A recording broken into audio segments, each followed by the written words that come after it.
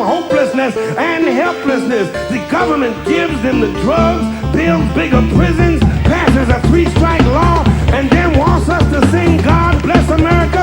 No, no, no, not God Bless America. God damn America. That's in the Bible for killing innocent people. God damn America for treating us citizens as less than human. God damn America as long as she tries to act like she is God and she is supreme. All right, thanks for tuning in to Pod Damn America. Anders Lee here with two special guests today. We got a friend of the cast, JFOD, John F. O'Donnell. Thanks for joining us, John. Absolutely, baby. And we are here with his cohort. Sidekick. His sidekick. John's sidekick. Oh, it's not usually framed that way. That's right. I thought you were going to say boss, and I was going to be like, yeah. Well, he does kick you in the side a lot. Yeah, he does. I can give him that much. Yeah, it keeps me strong. It's good for my obliques. The one and only Lee Camp Yeah, of Redacted Tonight, Moment of Clarity fame. Thank you for joining us. Thanks for having me, man. Just checked out Lee's new special. It is pretty good. Got a nice sneak peek. Hilarious stuff. Thanks. Guess what? It's about politics. What are the odds? Yeah. I thought I'd try something new. Did you think of doing some like an hour on like rugs or something? Actually, Ceramic I rugs. had done an hour on rugs. Yeah. And we were afraid it would sell so well that like it would break the internets. Ah. So we ultimately went with this politics one. And you don't want to sell out. You don't want to use your powers for the rug industry. No. Yeah, Lee was a big-time rug shill for a long Yeah. time. However, before he Home got furniture political awakening. spokesperson Lee Camp. That being said, you can get your very special Redacted Tonight rugs for sale online. That would be pretty, I think. Like Yeah. a nice It's black mostly- rug. You it's- want a yeah. black rug, really. It's mostly Lee tying me down, shaving my back, and then weaving that hair into a rug. So it's very valuable stuff. It's amazing how hard he struggles when you try and shave his back. It really, you'd think he'd be fine with it. So you're one of those people who back hair, I think, is an attractive feature on. Oh, yeah. You know, yeah. because I a lot of mean, people are like, whoa, I have shoulder hair, and people aren't expecting it a lot of the time, and it's Yeah. kind of like, eh. But I've with seen you, your it's like, shoulder oh, hair. this is, Well, the John thing is, uses Anders, it to shave warnings It's true. in It's there. true. Well, the thing is, trends are always changing, and shoulder and back hair is the next big thing. Right. You know? So we're just trailblazers. Shoulder and back hair is the new not having shoulder and back hair. Yes, exactly. much like I think wrinkled shirts are going to be a thing. I've been saying this for a while, in all fairness, but I still think in the next couple of years that's going to become a trend the same way vintage. All right, well then call me jeans Don have. Draper, baby. Yeah. I'm a wrinkled. All three of us right now have. I was doing it before it was cool. Speaking of doing things before they were cool, I think the first time I was familiar with you was Jill Stein's 2012 run. Oh. That was back when it was Yeah. kind of like a niche thing. It was kind of cool. It was like being back, into Wilco back when I or was something. cool. Yeah. Yeah, or before it was maligned at least as much as it is now. But the 2012 election. I think the first kind of on-cam interview I did with her was backstage at a fundraiser she did.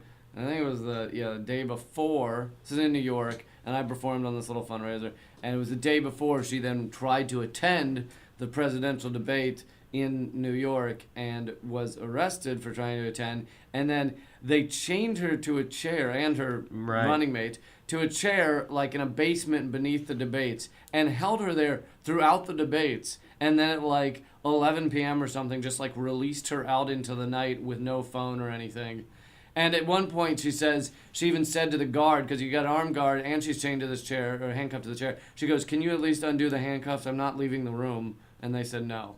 Because that's how much a third party needs to be kept out of the debates. We can't just say no. We can't just lock it in downstairs. We got to chain you to a chair. Yeah, it's a disrupting presence. I remember with that in mind, I did suggest this to the Green Party for 2016. They didn't get back to me on it, but I think she should have pretended to have an affair with Bill Clinton so she would be invited to the Hillary-Trump debate, because they had Oh yeah. Then all the victims Trump, of Bill, Trump would have brought her along. That does say something, though, about politics, is that we're okay, that the media gatekeepers are okay with that. They're okay with, like, potentially really gross stuff that's just pure Yeah, but spectacle. somebody But pushing- somebody who wants to Somebody pushing for an emergency green jobs plan to kind of save the country and the world, that is a chainable up offense. You know what I mean?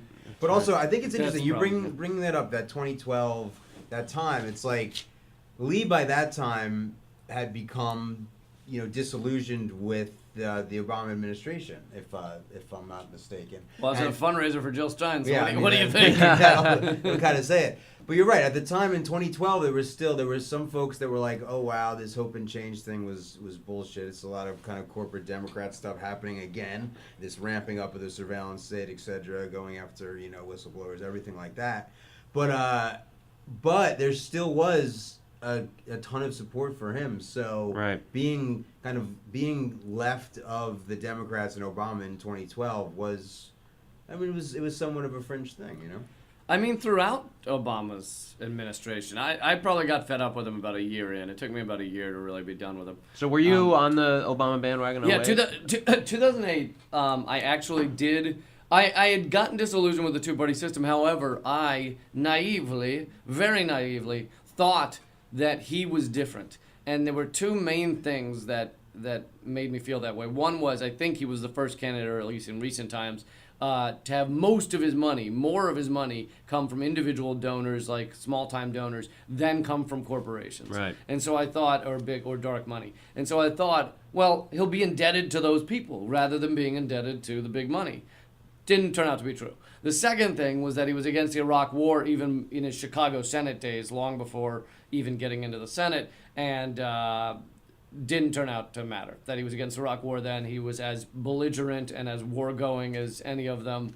Actually ramped up the number of wars we were in or number of countries we were bombing. But throughout his administration, it was like going after him for those things, which I did, it was kind of a niche thing, because so many people that if you even consider yourself Democrat or left at all, it was like, just be nice to our guy. Like that's our guy, and just be nice to him. Yeah, he seems to get a crazy pass from a lot of media outlets, from kind of like late night shows and stuff like that.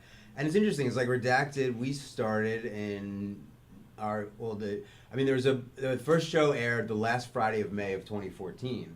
So we're still, like a good, the first 2 years or so more of our show was Obama administration stuff, and for us it was really interesting to critique him from the left and see the pushback we would get, but also the sort of the growing support for that as more and more people were becoming disillusioned. Yeah, people who are like, I like what you're saying in spirit, but I really like this guy, Obama. Yeah. People get emotionally attached to their candidates. Yeah. Too. You know what I mean? Right, which is fair. It's sort of inevitable, and for any successful politician, there's going to be some form of cult of personality. What do you think, though, of it seems? I mean, we've rehabilitated George W. Bush's image. I say we, but the mainstream media. Democratic Party, and do you think that if there is more of a left push in the next few years, that the same thing is going to be happening with Obama? That like he's already said, these new exciting ideas like Medicare for all, as if that hasn't been an idea that he gave a hard pass to 10 years ago. Is he going to be able to jump on that bandwagon, or should we be clearer about when all these people who maybe were a little more center-left are being attracted to things like Bernie Sanders? Do we have to have a point of reconciliation and say, look, this guy you loved was a war criminal? Well, I think he's still pretty much ubiquitously loved. I mean, there's not... The rehabilitation that George W. Bush had is only possible because of Donald Trump being, the arch villainous caricature of a villainous buffoon. But I think that, I don't know. I mean, the question is, I guess there is the actions speak louder than words, but at the same time, I don't necessarily want to immediately dismiss somebody if they potentially have some sort of kind of political evolution, I don't, but it's kind of like politicians like that, they just say things once they kind of read the tea leaves and see that that's the popular thing to do. I think that's why a lot of people have respect for Bernie Sanders because he has kind of had that steady same message for a very long time. You know? Right. Yeah, I would just say Obama's a war criminal. Fair. We'll just go Yeah. with that. Yeah, that's kind of the dynamic between me and Lee. I'll be like, well, there's this and that, and he'll be like, no, John, it's just a fucking work on. Well, Like, all right, fine. I think with John a danger. just likes to be nice to everybody. I kind of do. It's weird. I have that too. Yeah, it's a. I mean, you're not. Or I'll talk shit about somebody, but then like if Lee talks shit about the person, I'll be like, Lee, they're not that bad. The number of times he's been like, Lee, Trump is trying to do good for the people. Wait, okay, that is not true. It's not on record. Yeah. Oh no, revealed. JFOD's a Trump supporter. Closeted. No. Well, I do think there is a danger that people are going to say like, oh yeah, that's true what you're saying about. I mean, I still like Obama, but it's true what you're saying, and then they go right back to supporting another Obama because they're too attached to the personality. Oh yeah, if Obama or anything similar were to run next time around, all of those people that liked him before would be like, yeah, oh my God, it's amazing, it's perfect. Yeah. Oh yeah, I mean it's still. So Michelle Obama was just on Jimmy Kimmel, and he basically opened the interview being like, "We miss you, we need you back," and everybody's like standing ovation. It's. They would be completely happy with that. That's why it'd be interesting to me if it ends up being somebody like a Kamala Harris, if that's who's pushed to run for the Democrats. That's going to be so interesting because everybody that's a mainstream Democrat is going to completely fawn over her and is going to be completely shocked if any like principled leftist is like, well, this person doesn't really speak for me on this issue, this issue, this issue. They're going to lose their minds, because framing her relative to Trump is a tough thing to swallow. Right. Here's what I'm worried about, and I'm curious to get your guys' take on this. Like, I think it's pretty clear Bernie's going to run. Maybe Elizabeth Warren, but it seems like they want to have it, so there's one. These people keep saying Hillary.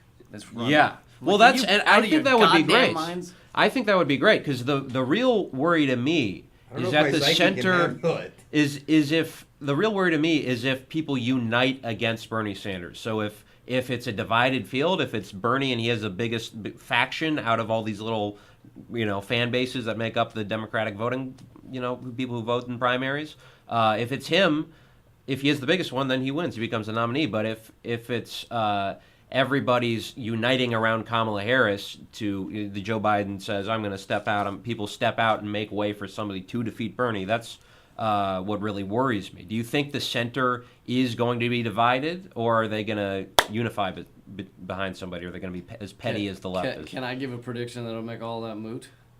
Yes. The DNC has changed their rules, and it seems quite possible they won't allow Bernie to run, because the new rule is that the DNC chair can decide any candidate in their writings and behavior has not been supportive of the Democratic Party, and therefore is not a Democrat. Yeah, that is a weird word. And they added the fact that they added that in the past 6 months or year. Seems to me likely that it was in there mainly so they could say, sorry, Bernie Sanders. Do you think he'd have to run as an independent? Well, I think wouldn't he be able to, as long as he says, I am a Democrat by this date, he's still eligible? That's what it used to be. It's not. That's what they changed. It's now you had to, in your writings, speeches, and behavior, show full support for the Democratic Party. So they may say, well, he wasn't supportive when he did A, B, and C, and he switched back to an independent after the running last time, so he's not a Democrat. I mean, I don't doubt that there are people who are trying to do that. I just don't know that they'll have enough clout to actually make that happen, because there are enough people who would be worried about damage control to kind of let him weasel in there. the last nail in their coffin of a highly unpopular organization. I agree with you, but you know what I mean? They don't know how to stop him, and they're more scared of him than they are of a corporatist like Trump. Because the truth is, Trump agrees on 80% of the core issues of this country. It's Wall Street, war. It's all very similar under a Democrat or a Republican. But Bernie would upend, assuming he does what he says, would upend the Wall Street fucking festival that's gone on for decades. I mean, is it possible that Bernie has enough name recognition and popularity and support at this point that he could run independently? Well, and that's what. So Nick Brana has created this movement for a People's Party, and Nick was a national outreach director for Bernie Sanders, and he has tried for a couple of years to get Bernie to leave the Democratic Party and join a third party, and it's clearly not happening. I think there's been kind of no response from the Sanders campaign, so they seem to have no interest in doing that. Now, if the DNC were to say you can't run, then his hand might be pushed. But. Yeah. But back to your thing about what would happen with the center being split up. I don't know. I don't know how it would play out if it was like they tried to pit a Kamala Harris against Bernie Sanders or something like that. But the idea of Hillary running again, and there's that Wall Street Journal opinion piece by one of her close aides saying she very well may run in 2020. It's just so baffling to me. It just really goes to the heart of how much these people are stuck in this bubble, in this weird echo chamber, that they could actually think that that's a viable thing to do. But it would be, I think it would be a great thing, because it would get all the people who are the diehard Hillary Clinton supporters to stick to her, and then there would be some people who are like, no, we got to choose somebody else. Not Bernie Sanders, but we got to go with like Kamala Harris. She says some nice things. Then some other people are like, no, we need a boring old white guy. Let's get Joe Biden in there. They're divided. And meanwhile, the biggest faction in that thing is Bernie or maybe Elizabeth Warren if they choose to So you look at it as it like kind of helping the math for Bernie. Yeah, the more divided the center is, the better, I think. But that being said, I mean, it's like if Hillary was going to jump into the fray again, isn't it possible that they would just like, the DNC would figure out a way to rig the primary for her again, and the whole country would just light on fire? Right. The primary is the only. Look what they did the last time. The primary is as rigged as it was before. The only difference is that there's fewer superdelegates, but that shouldn't really matter by the time you get to the convention. I mean, in a very rare circumstance would it matter. But things are as rigged, even in New York City, which I just had an interview this week with someone who did a huge expose on the New York City rigging, where over 200,000 people were purged, largely Bernie voters. And it was proven in court, and these are court documents showing that these people were just cut off the rolls. 161,000 people voted with affidavit ballots, which are just, fake ballots that say you sign your name and say, I wanted to vote. And it's like, the fact that they could get away with that and have changed almost nothing in the system, it's all the same. Right. I mean, I live in New York. I couldn't vote for Cynthia Nixon because we've closed primaries, and you have to re-register at a date which was before she had even announced. Yeah. It's absurd. But this reminds me of something you were saying in your special, if I may do a little teaserino, about it's not just, if you're going to vote, it should be an overwhelming amount of people. Yeah, which it almost was. I mean, Bernie got closer in that purged New York vote than they thought. It's like Lee likes to say, it's like if you have to have strong enough, large enough numbers to overtake the amount that they're going to fucking steal. Right. You know what I mean? Right. Yeah, that's why I think the best hope is Hillary Clinton. Okay, but that being said, don't you remember from what came out in those in the WikiLeaks emails, of either Podesta emails or Hillary emails, that the guy that created superdelegates was like, oh look, give them, take away superdelegates, we'll give them something, it'll look like it's something that they want. It'll look like it'll matter. It'll look like it'll matter, but it won't. It doesn't. Yeah. Like that was one of the things that came out. And he was talking about getting rid of them altogether. That's not even what they did. They did a lesser step from the step that he said wouldn't even really matter, Right. On top of that, Bernie's lost some of his support. I don't know what percentage, but I think it could be as high as 25% of people that are done with him because of his support for the Democratic Party. They all thought that he was an insurgent voice, and then at the end of the day, he said vote for Hillary. And on my tour is like, people are fucking furious with him. So I think he's lost some of his support. And then the other thing I was gonna say, I have not forgotten. Do you really think it's that high? Because sometimes I don't know. We all get stuck in our bubbles and our echo chambers a little bit. You know what I mean? Obviously, Redacted Tonight is like, a show that is screaming for a revolution, which is slightly veiled as a political satire show, which I'm proud of. But is it possible though? I I mean, he was super demoralizing the way that he, had to make that pivot or decided to make that pivot. Do you really think it's that high? Think that percentage of people would even though they're upset with him, wouldn't support him if he ran again? Yeah, I think so. I mean, I think some of them could be won back, but also, I mean, to be disappointed that he didn't do that, I guess, is acceptable. But he has been saying from the beginning that would always support the Democratic nominee. He has a history of doing that, whether it was Al Gore. No, you're absolutely right, and I knew it was going to happen all along, or suspected it would, so I wasn't surprised. But a lot of people were, because they didn't quite understand how this system goes. But I remember the other thing I was going to say is Bernie was able to create that movement based on having a kind of semi-free and open internet, which has now been so crushed. I mean, back during that election, my post, but really anyone's post, if you were even moderately popular, you could have a somewhat viral post every once in a while, Maybe I only have one a month or something where it gets tens of thousands of shares, but it could happen. That cannot happen. It does not exist.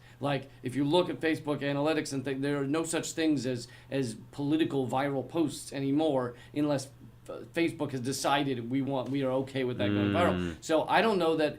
I think a lot of Bernie's support came from this open Facebook, Twitter, YouTube platforms that is now almost completely crushed. Oh, the viral video, viable days of Redacted 2016. Yeah, those were fun. Oh, I'll tell you what, Lee's fucking public page Facebook group was just fucking sharing shit like crazy. You can still share the memories. This day 2 years ago. Yeah, they'll let you share that. Yeah, I did an anti-corporate McDonald's chicken McNugget ad that when Lee posted it on his page got 2 million shares or something crazy. You know what I mean? Yeah. Yeah, but I'll tell you, during the election, it was so draining, and there was so much kind of negative psychic energy going around, but there also was so much energy and passion, and it was so interesting. It's people were so fully engaged, and yeah, there was some drop off after the election, but it was so clear to see how after the election, when these algorithms changed and decided to start kind of suppressing stuff, the dips that kind of independent media took, it's undeniable, So, and is that mostly because of those companies' internal policies, or does that have anything to do with Ajit Pai taking over the FCC and fucking with net neutrality? Most of it's Facebook and Google algorithms, and Facebook and Google also. They announced they were changing their algorithm, and after that, it's not going to reward anything that's even slightly outside the mainstream. All these pages, someone did an analysis, and all these big alternative outlets, Truth Dig, Democracy Now, Intercept, Truth Out, all saw their readership just tank because they weren't getting any Google flow. Nobody's told about their pages. Even Democracy Now took a huge hit. We're talking something like 60% or something like that. Yeah, 50%, 60%. Yeah. So are you telling me that a private company is limiting free speech without the government influencing them, without them being regulated by the government? Google has a lot of tentacles in with the government. I don't know. I don't think the government said you have to do this, but they're not separate entities. Google and the government. I mean, they're intertwined enough to not exactly be a private company. I mean, same with Facebook. Facebook's now partnered with the Atlantic Council, which is an offshoot of NATO, and Zuckerberg hired all these former Obama, Bush Hillary campaign people, managers at the top of the campaigns, and so it's kind of like the state and the big platforms, Facebook and Google, are very intertwined now. Yeah, there's all sorts of weird overlap, I mean, you have the Washington Post as a fact checker for fake news on Facebook, right. And Jeff Weekly Bezos. Standard. Weekly Standard, which is Fucking Bill Kristol's conservative. fucking psycho thing, yeah. And then I'm sure, as your listeners know, Jeff Bezos owns the Washington Post, and Amazon has huge. Is soon to own Long Island City. Yeah, soon to own Long Island City, where I used to live, with their new headquarters. Yeah. Yeah. Well, so what? How does the movement against this look? To to what extent should this be a commerce-based movement, getting people to support alternative media through, Patreon accounts or whatever? And to what extent should it be people in the streets actually doing things or going to town hall meetings? Like, what form should the resistance to this take? Go for it, Lee.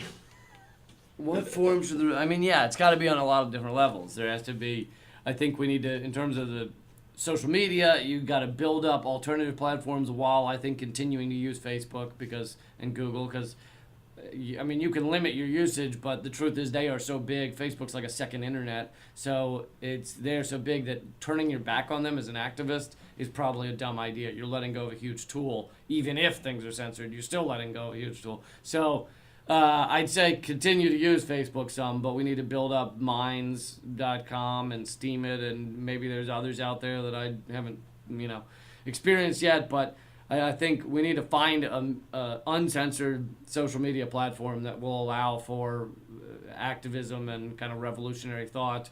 On top of that, some of this does need to be in the streets, and some people do need to risk arrest, and it kind of just needs to be on all levels of kind of standing up against these things. As I say, the end of the comedy special is kind of like we should unite these causes too, because there's so much online bickering. Everything's just like, yeah, I agree with you. We need to stop the police state, but you're not also a vegetarian. You're worse than Hitler. Like, it's like there's too much. Everybody's looking for absolutism and like who can be in their club, who's allowed to be pure, who's pure enough. And that's just all that does is breed defeatism. It just breeds, oh great, so you found the 4 people that fully agree with you on everything. Yeah. And that's how you're gonna bring about change. They're the other guys on my podcast. The kind of splintered left has always been and kind of remains a problem, But I think direct action has to happen. Unfortunately it's not enough just to sign petitions and stuff like that. I think it's important to go to town halls. Electoral politics, it's important to partake, but that's also, very limiting. And obviously there's all sorts of election fraud stuff that we've covered extensively. I think something I've been reading a little bit about is Nathan J. Robinson from Current Affairs has been talking about the Wikipedia model as kind of a goal for other forms of communication, organization in general, a democratic thing where people, are credible, they're verified experts on things, but you have that model, sort of an open source, democratized model for social media that maybe people could start investing in now. But what were I had never heard of the ones you mentioned. What, Minds, you said? Minds is growing. I want to go back to what you just said. But Minds is growing, Minds.com, and it seems like I'm actually, and me and several other kind of leftist voices may start promoting it, not like out of some sort of deal or commercial or something, but because it is one of the only open source, uncensored platforms. Right now it seems to be heavily filled with, right-wingers and alt-righters and shit like that. So it can be a kind of unpleasant place to hang out at the moment. But I think if more of the left started going there, because I think probably what happened was the left felt very comfortable on Facebook and the right did not. And so the right fled to things like Minds and the left was still hanging out there. And now those alternatives are, filled with right-wingers. So wow, so more of the right has been early adopters of it? Of Minds, like? Yeah. Oh, wow. But maybe we can get the left to also populate these platforms, so you won't be preaching the choir because there'll be all sorts of people there, but also it won't be so awful to be, if we can get more left people there. Steam It is one based on a cryptocurrency. Some people tell me it's a Ponzi scheme. I don't know, might be. But is it like a update version of Bop It? I don't know what Bop It is. Bop It, you remember the toy Bop It? Bop It, pull it, steam it. 90s kids know what I'm talking about. Is this like Hungry Hungry Hippo? Or? It's kind of similar, Hasbro. Yeah, you're 90s kids. We're 80s kids. Sorry, dude. Fair enough. But to go back to what you said about Wikipedia, so there's a lot of great things about Wikipedia, but what's interesting is Wikipedia is this great model simply because the people that founded it, or is it one guy? I don't know. But Jimmy. yeah, made Jimmy a decision not to, and he's been told that it could be worth billions of dollars if they would just put ads on it and everything. Yeah. And he's always fought against it. And he apparently, only makes $100,000, $200,000 a year or whatever, which for someone creating one of the biggest platforms is nothing. And so it's like a fluke. It's the exception that proves the rule. Like, we are in this system that puts profit on everything, and profit will ultimately grab and strangle everything. And we're seeing that with Facebook and stuff like that. And they'll either drain your data and know everything about you if it's free, quote unquote, or they'll charge you, or they'll cover it in ads. And Wikipedia is separate from that just because one weirdo said, I'm not going to allow that to happen. I'm going to turn my back on $1 billion and keep this pure. Now, that's great, or semi-pure. But then the other problem with Wikipedia is it's not pure. It governments clearly have influence, and there is censoring. I have interviewed a guy on the show who's done a lot of research about how Wall Street is a Ponzi scheme in the sense that stocks aren't. You don't invest in a company in order to get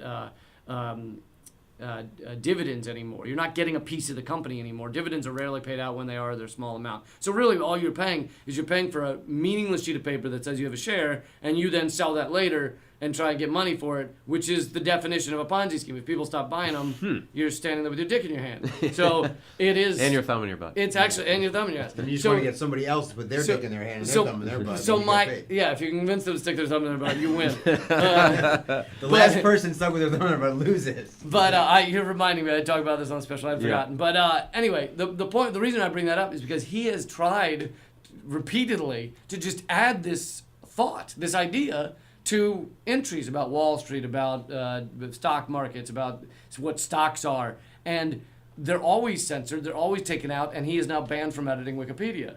So there is censorship on Wikipedia. And he wasn't trying to destroy the whole entry. He just wanted to add one idea that this, is the SEC's definition of a Ponzi scheme. And it was like, adding that is not allowed. So there's clearly censorship on Wikipedia. Many say it is like a white male version of the world in certain senses, and most of the editors are white males, and so you end up with this kind of colonial view of history, and so many have a lot of complaints. But and our friend and former colleague, when she was on Breaking the Set, Abby Martin, her Wikipedia page was tampered and messed with in weird ways. Well, no, you're skipping a step.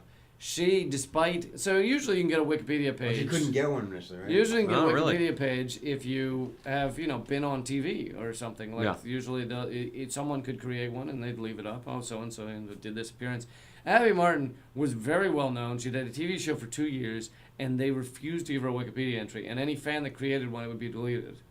And maybe because she'd been critical of it or something. So she then did a segment, kind of trashing Wikipedia and the fact that they wouldn't allow an entry. And still there was nothing. And then finally CNN had her on. She went on Piers Morgan or whatever to interview her. And once she had been on CNN, now she was legit enough for Wikipedia. And they gave her an entry. Oh, that's when she got it after that. Was Pierce on because he didn't like his wiki page? He was like petty because they said his... So she went on Pierce. She went on for another reason. It was unrelated. Yeah, but it was a big reason. I mean, she had to push back. She had a...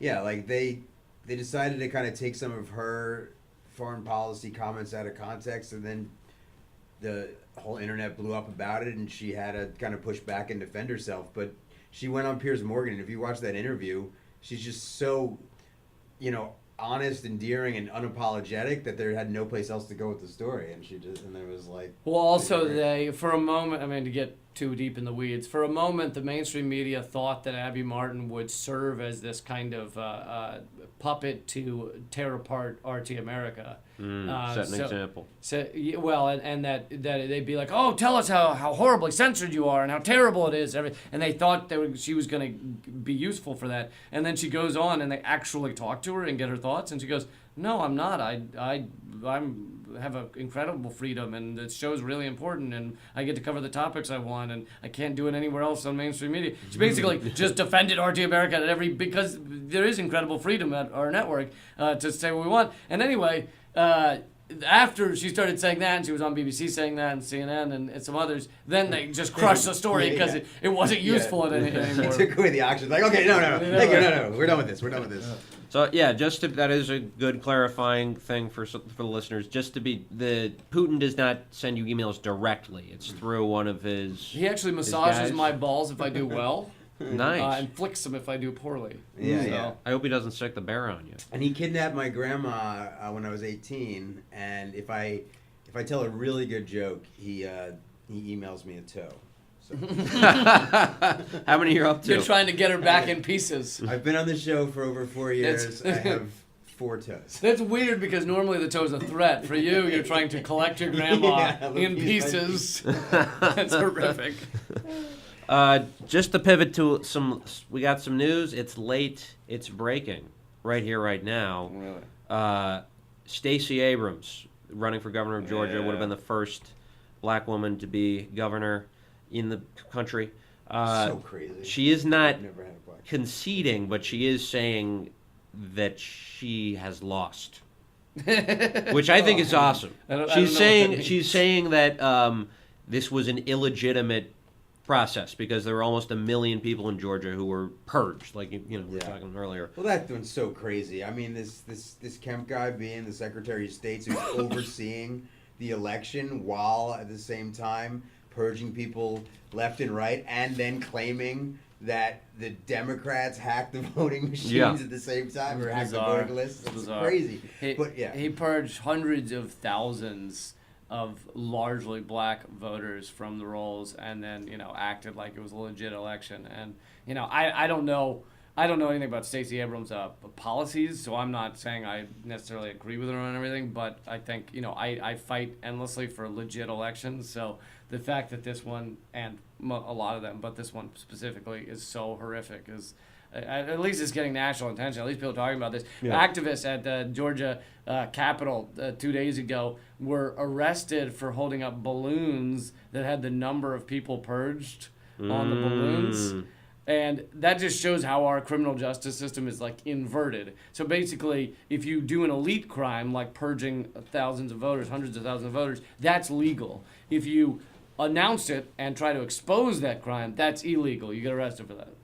Yeah. Well, is this the new normal now? Is this what people are going to have to start doing when they lose elections? And Democrats, maybe even independents who are in close elections, to not concede, to say, yeah, I'm not going to be in office, but think about this was fucked up. Instead of compare this to Al Gore in 2000. Yeah, but it's interesting because you remember how there was this sort of thing. There's a weird thing. The mainstream media puts this weird premium on when an election is over. It's like, to show the integrity of our election system, the person does concede and everybody moves forward together. But it's like the system has become so illegitimate that it's how can you not? I mean, she got completely railroaded in this election. It would be wrong for her to just sort of concede and move on and not call it out. But she and you're absolutely right. And she got so much pressure.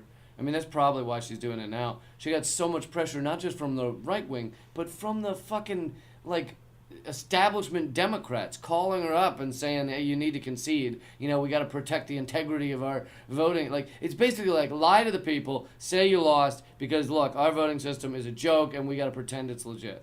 That's what and that's also what they said to Bernie Sanders, when he was not conceding going into the convention. He was being met by every high-level Democrat saying, "Look, you need to let this go. Just give it up. Say you lost and move on." And even with Trump, that ass clown. But when he was saying when they're saying, "Well, will you accept the results of the election?" He goes, "I'll let you know. We'll see." That sort of thing. The way that the media framed that was he was doing the most un-American thing you could possibly do by acknowledging maybe that these elections that there could be an illegitimate election. Yeah, well, so this has been something because I've been hearing a lot of this lately, and at first it was kind of like an offhand, sounded like a joke, but I'm starting to take it more seriously, and it seems like people are more serious when they say it. Do you think it is likely that if Trump does not win the election, if he's defeated, that he will not concede? Do you think there's a chance that he's going to refuse to leave power? God, with that dude, I have no fucking idea. But the thing is this, it's It's going to be a tough spin because the truth is there's suppression on both sides, but the Republicans are better at suppressing the vote. So if he manages to lose as the Republican, which is the party that is like, that's doing better at gerrymandering, that's doing better at interstate cross-check, if he manages to somehow spin that he got the vote stolen from him, I mean, if anybody can be, morally bankrupt enough to do it, it's him. But I just fucking hope not. I don't know. It just, he has millions of people who follow him. A lot of them own guns. A lot of them have, things they like mailing places. A substantial amount of police departments are supporting him. Police unions, factions of the military. So armed insurrection. I guess, but it's time. Yeah, but armed insurrection supporting Trump. I know. That's I'm kidding. No, I that know, could but be I'm the saying. threat. That's the Yeah, that would be weird. Violent revolutionary overthrow to maintain the status quo. That kind of rhymed too. Yeah. Well, I mean, but there's also the fact that he although he would never want to not have power, he apparently never wanted to be president, and I still think he hates it. A lot of it. He loves the power, but he hates the things you have to do to be president. Right. He's not reading any of the documents. He doesn't like sitting through a meeting with the Joint Chiefs about military plans. He just wants to go play golf and make money. But I think he's kind of realizing that you don't have to do that stuff. You're right. And the president doesn't, and I think this is something the left needs to realize. The president's job is to give speeches. Yeah. They're not sitting down and writing legislation. That's why when people, complain about Bernie being 80, so what? Is he going to be sitting down and writing out a policy paper about fucking trade policy? No, he has people who do. The point is that he gets the right people in the positions to do that, and he should be rallying the base. And that's what I'm kind of concerned. I didn't think Trump was going to win like everybody else. I thought he was going to go around getting people to commit acts of violence and subscribe to his network and stuff. He was going to have his own little Trump TV thing. Or Trump TV, fucking paramilitary force. And that could happen after he leaves office if we manage to boot him out. Yeah. I mean, that's the thing. It's Bernie Sanders would put progressive people in positions of policy making power and stuff like that. It would be better than we got the worst people. It's that's that term. It's called a kakistocracy, which means ruled by the worst. A friend of ours, Sophia McClendon, a great writer, wrote a piece about that, but it's actually a term. It's when we get somebody like Mick Mulvaney in charge of the Consumer Financial Protection Bureau. I mean, that's ruled by the worst. When you had somebody like Scott Pruitt in charge of the EPA, it's people like Rick, Rick Perry that hates the Department of Energy that hate these departments and want to abolish them being in charge of them. It's kakistocracy.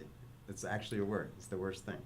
Can I bring up the elephant in the room? This is what you end up with in late stage capitalism when profit is above all else, and they are willing to, basically set fire to everything to continue to have the power and the money and to enrich themselves further. Right. This is how I don't know. Something that kind of irritates me a little bit is people are too specific about how you drop the fascism bomb, that F-bomb. Because they want it to fit all these criteria from this historical thing, but it's always been a diffuse thing.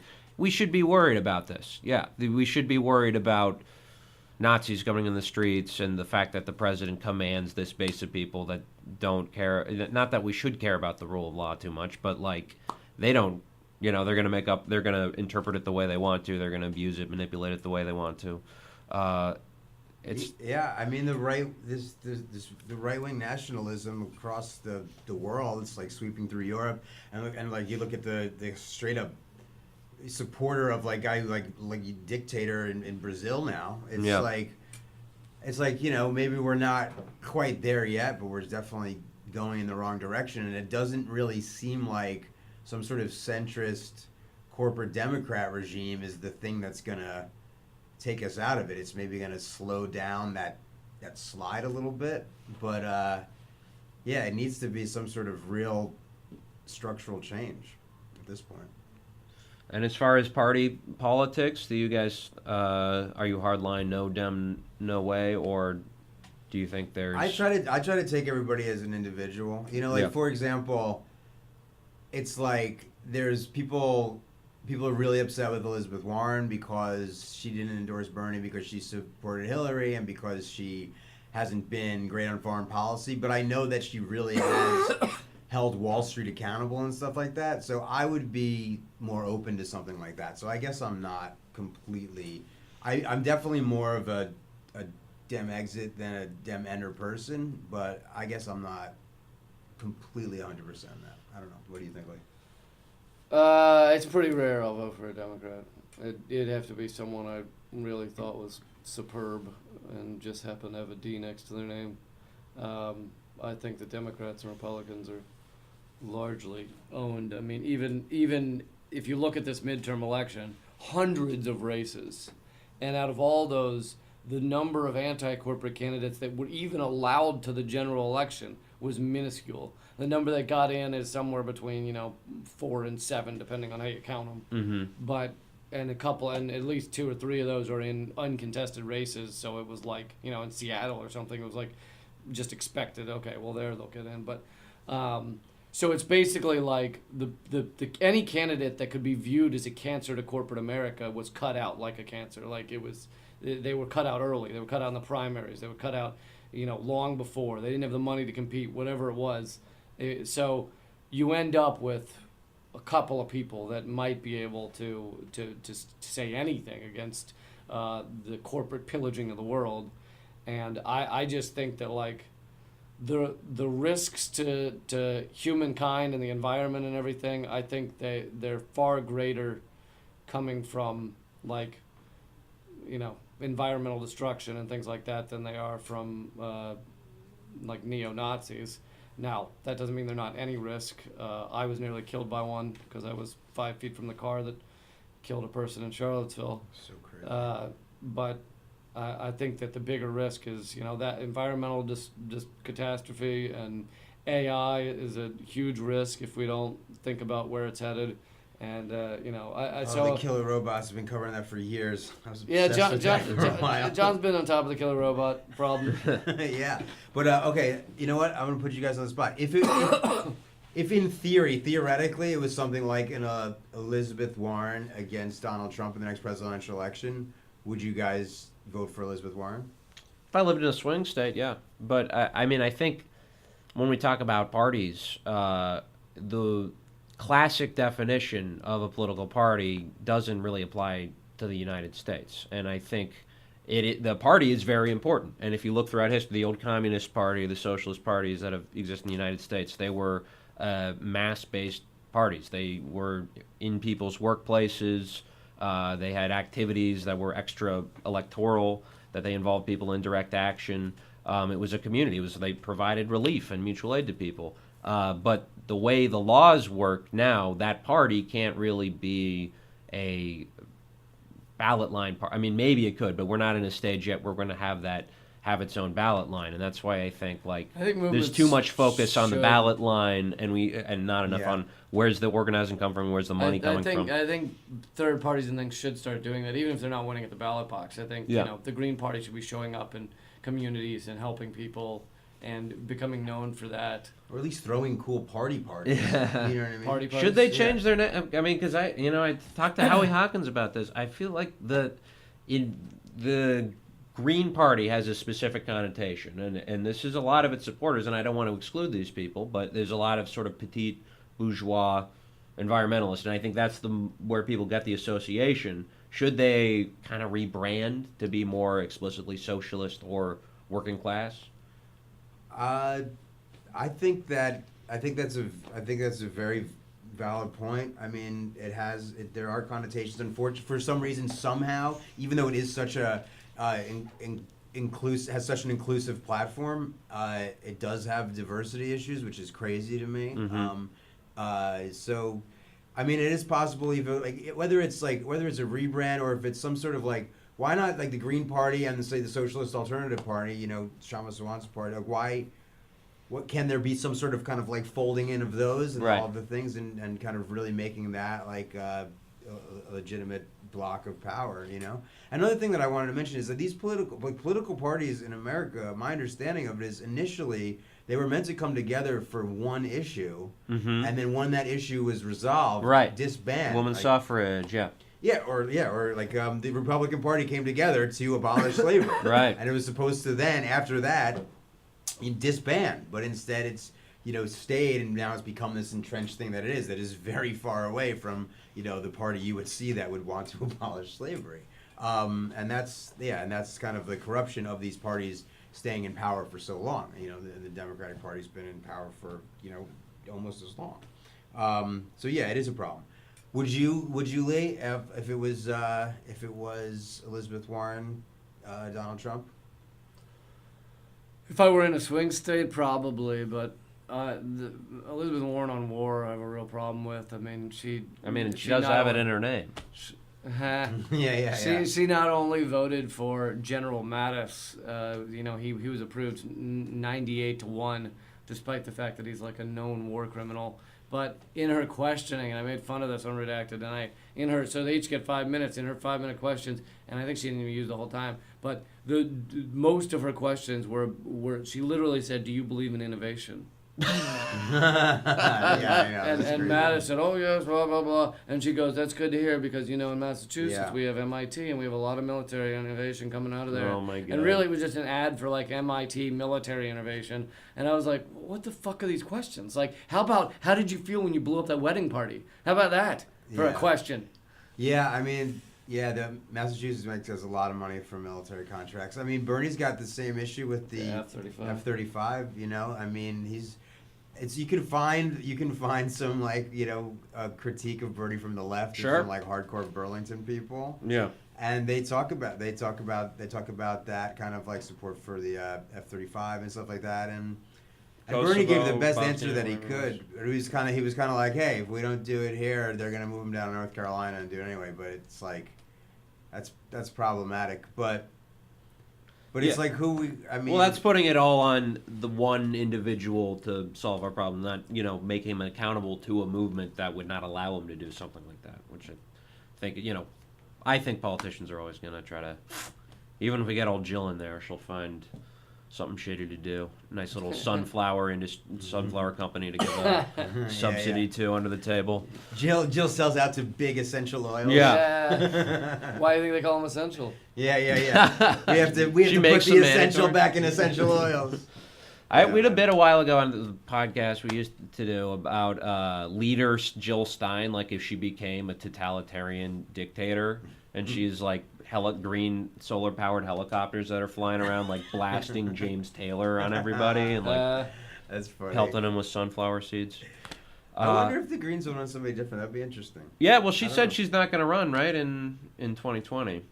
I'm not sure. Yeah. After she's been dragged over the coals. The way they fucking treated her is horrific. Yeah. And for what? Wanting to end war and stop corporate pillaging. Seriously. And so she was talking about like a weapons moratorium in the Middle East, she's a terrible fucking person. She was calling for like an emergency Green Deal to guarantee everybody like a green job to make to give us a renewable environment by 2030. I'm talking about like the quote unquote like liberals like tarred and feather her, like Maddow would use her as like a punchline for what a Russian puppet she is. It's just sick that someone, stands up against war, stands up for working class people, and is, dragged through the dirt and the mud by the so-called liberals. It's like, it's sick. You can be like, oh, I'm not voting Green Party, but it's a whole other thing to tear this person apart just because you've come down with mad cow disease.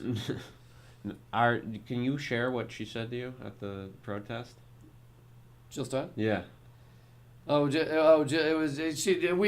seen her in a while, and anyway, she just asked me. She said, "So what are we gonna do?" And I was like, "Oh, that's kind of scary." This was like about everything. This wasn't like we're gonna get a drink after. Yeah, this was about what are we gonna do? The world, which just scared me because it's like, God, I wish I knew. I was hoping you knew. You tell me, Jill. Yeah. Fuck. I was hoping you knew. Yeah. Well, I think we got it. I mean, we're talking about armed revolt, and I'm being very clear here because what we were saying earlier about insurrection, not advocating anybody go out, kill anyone, do anything violent. I second But that. we can imagine a world I mean, where unless they, don't give you all your toppings on your frozen yogurt. right. Well, that's different. TCBY we can take out. That's one. But Jill Stein should be, I think, a dictator. I think she should be more bloodthirsty if she runs again. She should talk about land seizure, murdering. You know the famous photo of the she gun? should at least reintroduce guillotines into the political The discourse. famous photo with the gun with the sunflower on the end of it. What if she came out with guns of sunflowers Yes! that shoot Yes. flowers at people? That's good. I like it. There the we whole go. gun is sunflowers, and then it's like a corporate Democrat walking up to the sunflower gun and putting like a bullet. In the end. Yeah, that's the inverse. Calmly right putting there. Calmly just putting the bullet right there. The mean New Deal. Yeah, man. All right. Where can people find this wonderful special when it's not out quite yet? Did get a sneak peek. Well, if you're in DC, I'll be following you down the street and telling you, just showing it to you. I'll just hold it up to your face. John did some marketing that way actually once. Did I you do it did. to He members Just of Congress? He would just hold up his video to people's faces. I did. I made 3 people download it. Wow. But no, the comedy special is it is only at LeeCampComedySpecial.com, and 10% of the sales are going to Veterans for Peace and Food and Water Watch, 2 great organizations. And if you use the promo code Uncle Sam, you can get 25% off. So it's like $4 a download. Cool. LeeCampComedySpecial.com. Hell yeah. JFOD, where can people find you? Well, I have a secret comedy special hidden deep in the Oh, internet. don't do it. We don't I'm have not 10 gonna minutes. do We that. don't I'm have not 10 gonna do that. minutes. I'm just kidding. I've streamlined it. He's got an amazing bit about how to find his comedy. Yeah. No, but it's currently it's on Vimeo on demand. So if you go to Vimeo on demand and you type in John F. O'Donnell or type in the manic depressive chocolate fountain operator, you can find that. And it costs more than Lee's, and currently no money is going to charity. Excellent. Also, Currently. we're at youtube.com/Redacted Tonight, and my podcast is called Common Censored. And my Twitter's at the real JFOD, and Lee's at Lee Camp. I am at Anders Lee here on the Twitter. Our podcast at Pod Damn America. If it's your first time tuning in, it's usually Jake Flores hosts this with our buddies Alex Patak, Raghav Mehta, and me. You can find us on Twitter, Instagram, etc. You can also subscribe to our Patreon. You'll get some bonus content. Recently, we talked about a public hex of Brett Kavanaugh that Jake attended in the flesh. You can only get that if you subscribe to our Patreon page. Otherwise, that's Pod Damn America. I'm Anders Lee. Thanks for joining us, and thanks for listening. Sweet. Square.